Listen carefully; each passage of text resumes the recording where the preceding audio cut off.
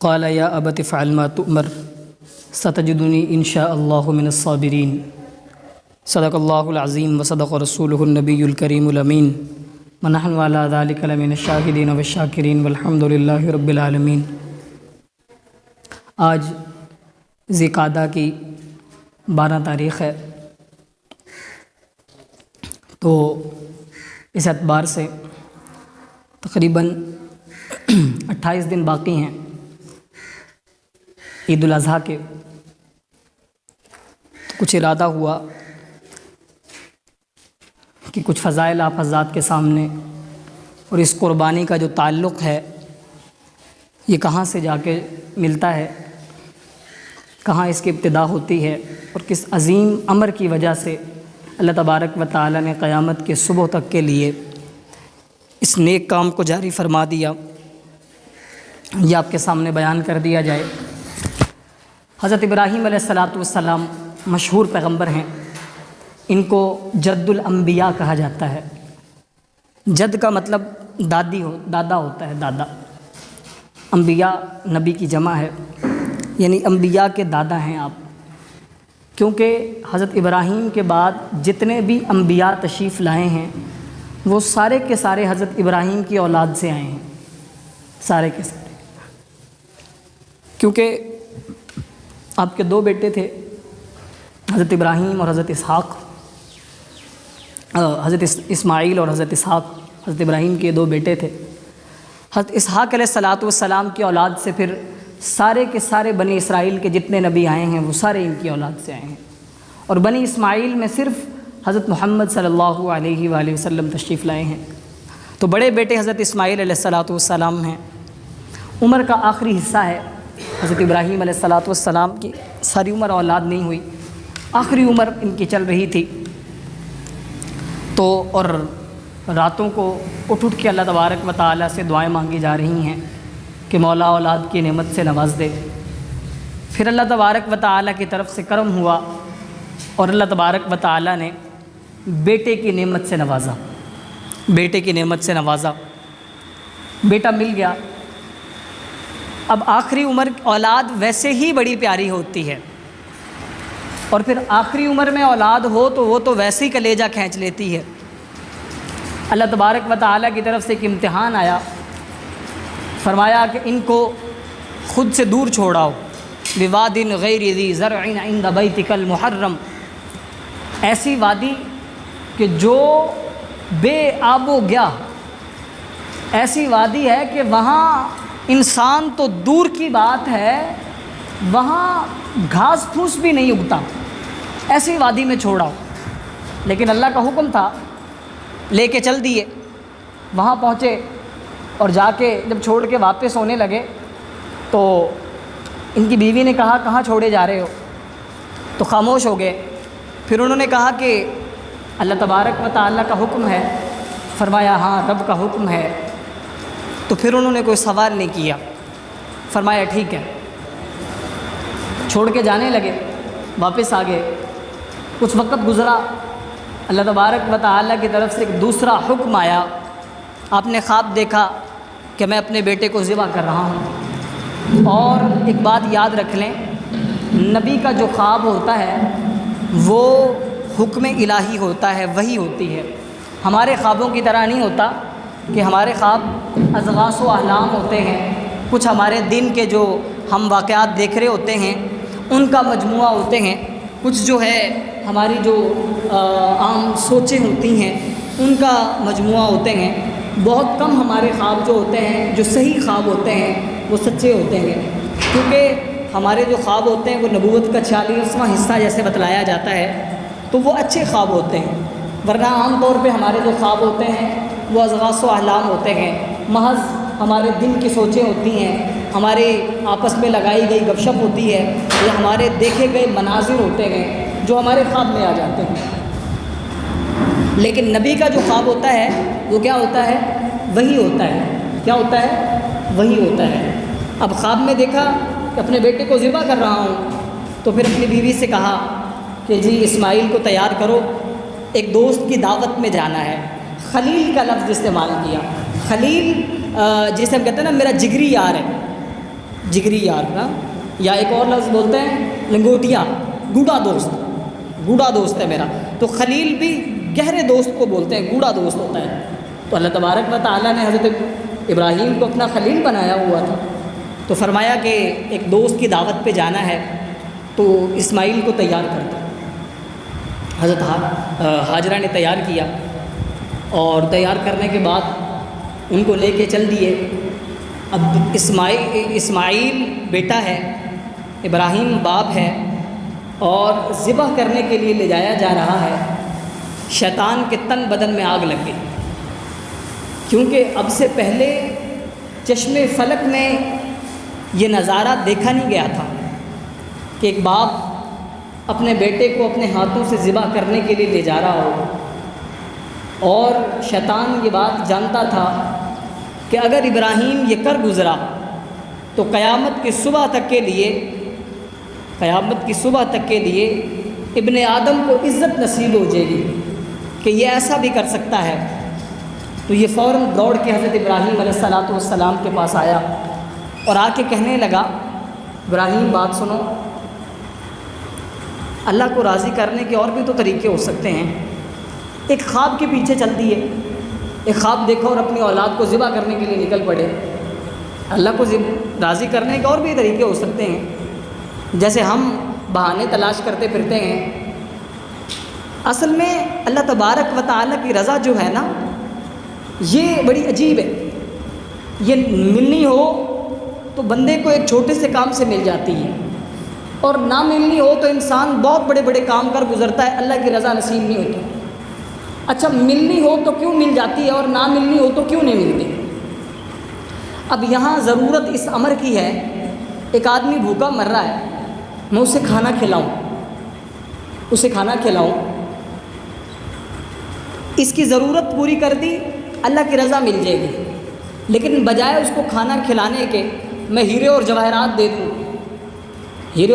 दे दूँ, और वो उन हीरे और जवाहरात को खर्च भी ना कर सकता हो। एक आदमी सहराम में बैठा है, मैं उसे हीरे और जवाहरात दे दूँ, उसके लिए वो सहरा की धूल और हीरे और जवाहरात बराबर है, क्योंकि मौत आने वाली है प्यास से, मौत आने वाली है भूख से। वो उस हीरे और जवाहरात का क्या करेगा? किसी काम के नहीं है। तो रब की रज़ा क्या है? इसको खाना खिला दिया जाए, मैं उसे खाना खिला दूँ, रब की रज़ा हासिल हो जाएगी। मैं हीरे और जवाहरात दे दूँ, रब की रज़ा हासिल नहीं होगी, क्योंकि जिस वक्त जो काम ज़रूरी है वो किया जाए तो रब की रज़ा मिलती है। उसके अलावा आप कितना भी बड़ा काम कर लें, रब की रज़ा मिलने वाली नहीं है। तो इब्राहीम अलैहिस्सलाम से क्या कहता है, बात सुनो, रब को राज़ी करने के और भी तरीके हैं, ये तो किस काम की तरफ चल दिया गया? इब्राहीम अलैहिस्सलाम ने पत्थर उठाया और दे के मारा शैतान को कि तू मुझे कहाँ लगा रहा है, तू मुझे किस जानिब लगा रहा है, दफ़ा हो जाए यहाँ से। तो फिर इसने क्या किया कि ये वहाँ से चला इस्माईल अलैहिस्सलाम की तरफ हुआ, इस्माईल अलैहिस्सलाम की तरफ हुआ कि जब तेरा बाप तुझे ज़िबा करने के लिए लेके जा रहा है, किसी दावत में लेके नहीं जा रहा, किसी दावत में लेके नहीं जा रहा, ज़िबा करने के लिए लेके जा रहा है, और थोड़ी देर बाद तू ज़िबा हो जाएगा,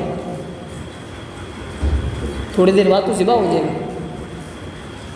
तो इस्माईल अलैहिस्सलाम ने भी पत्थर मारा, यहाँ से मायूस हुआ तो फिर दौड़ के इनकी वालदा के पास आया।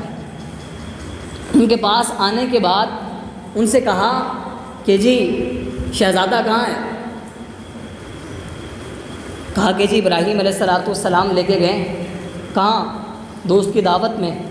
ओ पगली, तुझे झूठ बोला है उन्होंने, किसी दोस्त की दावत नहीं है, उनको वो ज़िबा करने के लिए लेके गए हैं। तो उन्होंने उससे कहा कि ये कैसे हो सकता है कि जिसको इतनी मिन्नतों और समाजतों के बाद मांगा हो, इतनी दुआओं के बाद मांगा हो, और बेटा भी वो कि जो इंतहा से ज़्यादा फर्मा बरदार हो, बाप वो कि जो दिल में कायनात का सबसे ज़्यादा नरम गोशा रखता हो, वो अपने बेटे को ज़िबा करेगा? ऐसा तो नहीं हो सकता, ऐसा तो नहीं हो सकता। तो फिर कहने पे मजबूर हो गया कि जी रब का हुक्म है, अपनी खुशी से नहीं कर रहा, रब का हुक्म है। तो हज़रत हाजरा ने बड़ी अजीब बात कही, उन्होंने कहा बात सुनो, अगर रब का हुक्म है ना تو پھر یہ ایک اسماعیل کیا چیز ہے؟ اگر 1000 اسماعیل بھی ہوتے تو میں رب کے نام پہ قربان کر دیتی۔ انہوں نے بھی اٹھا کے ایک پتھر جو ہے انہیں مارا۔ یہ آج حاجی جا کے جو پتھر مار رہے ہوتے ہیں نا، یہ اسی کی نشانی ہے۔ اب یہ مایوس ہو گئے، اور ادھر حضرت اسماعیل علیہ السلام کو لے جایا جا رہا ہے، اور جسے آج آپ منی کا جو میدان ہے وہاں لے کے آئے، اور لانے کے بعد یہ بڑا عجیب منظر ہے۔ چشمے فلک نے آج تک اتنے کمال کی فرما برداری چشمے فلک نے نہیں دیکھی۔ آسمان کے نیچے بسنے والی جو کائنات ہے، وہ انسان ہے، وہ جن ہے، وہ بشر ہے، وہ کچھ بھی ہے، لیکن اس نے اس سے پہلے یہ منظر نہیں دیکھا کہ باپ اپنی اولاد کو اپنے ہاتھوں سے ذبح کرنے کے لیے لے کے آ رہا ہو۔ ایسا منظر نہیں دیکھا۔ اور حضرت ابراہیم علیہ السلام بھی اپنے بیٹے سے کہتے ہیں انی اذبحک فانظر ماذا تری، اے میرے بچے۔ ایک ہوتا ہے یا ابنی، جیسے والد محبت میں ہو یا والدہ بہت زیادہ لاڈ لڈاری ہو نا اپنی اولاد سے، تو پھر کیا کہتے ہیں؟ میرا بچہ، میرا چاند، میرا لاڈلا، کتنے الفاظ بولے جاتے ہیں۔ تو یہ اتنے محبت سے پوچھ رہے ہیں، کہتے ہیں انی اذبحک فانظر ماذا تری، بیٹے میں تجھے ذبح کر رہا ہوں، یہ میں نے خواب دیکھا ہے، یہ میں نے خواب دیکھا ہے۔ اجازت لے رہے ہیں اپنی اولاد سے کہ بیٹا میں نے خواب دیکھا ہے، میں تجھے ذبح کر رہا ہوں، تو بتا تو کیا کہتا ہے، تو کیا کہتا ہے۔ لیکن وہ بیٹا بھی تو اسماعیل تھا نا۔ ہاں، حضرت ڈاکٹر اقبال نے کہا تھا کہ سکھائے کس کو، کس نے اسماعیل کو آداب فرزندی، ہاں، کہ کس نے اسماعیل کو اتنے بہترین آداب سکھلائے تھے۔ تو بیٹے نے بڑے ادب سے کہا، کہتے ہیں یا ابتی، وہ کیا کہتے ہیں؟ یا ابنی، اور یا کہتے ہیں یا ابتی، اے میرے والد، افعل یا ابت افعل، تو کر گزر ما تؤمر، جو تجھے حکم دیا گیا ہے، جو تجھے حکم دیا گیا ہے وہ تو کر گزر۔ وہ یہ بھی کہہ سکتا تھا ہاں جی ٹھیک ہے، یا خاموش بھی ہو سکتے تھے، سر بھی جھکا سکتے تھے، ادب کے جتنے بھی طریقے ہیں وہ سارے کر سکتے تھے، لیکن وہ اپنی زبان سے کہہ رہے ہیں آپ کو جو حکم دے دیا گیا ہے آپ کر گزریے۔ ستجدنی انشاءاللہ من الصابرین، آپ دیکھیں گے کہ آپ مجھے صبر کرنے والوں میں سے پائیں گے، آپ مجھے صبر کرنے والوں میں سے پائیں گے۔ حضرت ابراہیم علیہ السلام خوش ہوئے ان کے جواب سے، ان کے جواب سے خوش ہوئے، اور پھر باپ اور بیٹا بیٹھ کے طے کر رہے ہیں۔ فرمایا ایسا ہے میرے ہاتھ باندھ دیجئے، ایسا نہ ہو کہ میں تڑپوں اور آپ کو رحم آ جائے۔ آپ اپنی بھی آنکھوں پہ پٹی باندھ دیجئے، آخر بیٹے کے گلے پہ چھری چلا رہے ہیں، بیٹے کے گلے پہ چھری چلا رہے ہیں، آسان بات تھوڑی ہے، ہو سکتا ہے دل میں رحم آ جائے، اس لیے آپ بھی اپنی آنکھوں پہ پٹی باندھ دیجئے۔ حضرت اسماعیل علیہ السلام کو فلما اسلما وتلہ للجبین، دونوں اسلما، جب دونوں اس بات کے لیے تیار ہو گئے، باپ بھی اور بیٹا بھی خوشی سے تیار ہو گئے، کسی قسم کی کوئی مجبوری نہیں تھی، کسی قسم کی کوئی، قرآن کے الفاظ بتا رہے ہیں نا فلما اسلما وتلہ للجبین، کوئی مجبوری نہیں تھی، خوشی سے دونوں باپ اور بیٹا تیار ہوئے۔ پھر کیا ہوا؟ وتلہ للجبین، پیشانی کے بل زمین پہ لٹا دیا گیا، پیشانی کے بل زمین پہ لٹا دیا گیا۔ ہم جب کسی جانور کو ذبح کرتے ہیں تو ایسے کروٹ لٹاتے ہیں، کروٹ کے بل لٹاتے ہیں، اور پھر کھینچ کے اس کی گردن سیدھی کرتے ہیں تاکہ رگیں تن جائیں اور ذبح کرنے میں کیا ہو؟ آسانی ہو۔ لیکن حضرت اسماعیل علیہ السلام کو الٹا لٹایا گیا کہ گدی کی جانب سے ذبح کریں گے، کیونکہ گلے کی جانب سے اگر ذبح کریں تو ہو سکتا ہے باپ کی بتا جان جائے، ہو سکتا ہے باپ کی محبت جوش مارے اور ذبح کرنے سے ہاتھ رک جائے، اس لیے الٹا لٹا دیا گیا۔ اور لٹانے کے بعد کائنات یہ منظر دیکھ رہی ہے، فرشتے حور و غلمان و رضوان یہ منظر دیکھ رہے گئے کہ ایسا آج تک نہیں دیکھا گیا اتنا مشکل امر ہے. فرشتے اللہ تبارک و تعالیٰ نے فرشتوں کو یہ دکھانا تھا کہ تم جو یہ کہتے تھے نا کہ ہم تیری عبادت کے لیے کافی ہیں، نحن نسبح بحمد ربک، ہاں ہم تیری عبادت کے لیے کافی ہیں، ان کو بنانے کی کیا ضرورت ہے، یہ تو زمین پہ دنگا اور فساد کریں گے. اللہ تبارک و تعالیٰ یہ دکھانا چاہتے تھے جن کے بارے میں تم یہ کہہ رہے تھے نا کہ زمین پہ دنگا و فساد کریں گے. آج دیکھ لو، ایک خواب دکھایا ہے میں نے، صرف ایک حکم دیا ہے میں نے اپنے سب سے پیاری چیز کو، اپنی اولاد کو لے کے. وہ اولاد جس کو منتوں اور سماجتوں سے مانگا ہے، جس کے لیے دن رات دعائیں کی گئی ہیں، جس کو اللہ تبارک و تعالیٰ سے گڑ گڑا کے مانگا گیا ہے، عمر کے آخری حصے میں عطا ہوا ہے، اس کو لے کے یہ ایسی وادی میں آیا ہے اور لانے کے بعد لٹا دیا گیا ہے. لٹانے کے بعد چھری کو تیز کیا گیا ہے، کہیں ایسا نہ ہو میرا ارادہ بھی سچا ہے، میرا بیٹا بھی ذبح ہونا چاہتا ہے، لیکن ایسا نہ ہو کہ چھری کام نہ کرے. لٹانے کے بعد چھری اپنے بیٹے کی گردن پہ چلا دی، لیکن چھری ہے کہ کاٹتی نہیں ہے. پھر ہٹایا، ہٹانے کے بعد ہو سکتا ہے چھری میں کوئی مسئلہ ہو، پھر دوبارہ چھری کو تیز کیا گیا. دوبارہ تیز کرنے کے بعد آنکھوں پہ پٹی باندھی گئی. آنکھوں پہ پٹی باندھنے کے بعد پھر دوبارہ چھری کو چلایا جا رہا ہے. چھری کو چلانے کے بعد بڑے عجیب واقعہ ہے، دل لرز جاتا ہے انسانوں کا کہ چھری کو جلانے کے بعد جب دیکھتے ہیں کہ میرے پیروں میں خون محسوس ہو رہا ہے، فوراً کہنے لگے اللہ اکبر، اللہ اکبر، اللہ اکبر. ادھر اسماعیل علیہ السلام ساتھ کھڑے گئے، فرمانے لگے وَلِلَّهِ الْحَمْدُ، وَاللَّهُ أَكْبَرُ وَلِلَّهِ الْحَمْدُ. ادھر آنکھیں کھولی، فوراً اپنی آنکھوں سے پٹی ہٹائی. پٹی ہٹانے کے بعد دیکھنے لگے، فرمایا میرے پیروں میں خون محسوس ہو رہا ہے اور اسماعیل میرے پاس کھڑا ہے، وجہ کیا ہے؟ تو حضرت جبرائیل علیہ السلام پاس کھڑے مسکرا رہے تھے، پاس کھڑے مسکرا. قد صدقت الرؤیا، آپ نے اپنا خواب سچا کر دکھایا. آپ نے کیا خواب دیکھا تھا؟ آپ اپنے بیٹے کی گردن پہ چھری چلا رہے ہیں، آپ نے چلا کے اپنا خواب سچا کر دکھایا. جو چیز ذبح ہوئی تھی وہ جنت سے لایا گیا دمبا تھا، جسے حضرت جبرائیل علیہ السلام لے کے آئے. تو یہ ہے. تو پھر یہ کوئی کہانی نہیں تھی، یہ افسانہ نہیں تھا، حقیقت تھی. بڑے بڑے جری لوگوں کے قدم جہاں کانپ جاتے ہیں، بڑے بڑے اطاعت اور ماننے والے لوگوں کی جہاں بس ہو جاتی ہے.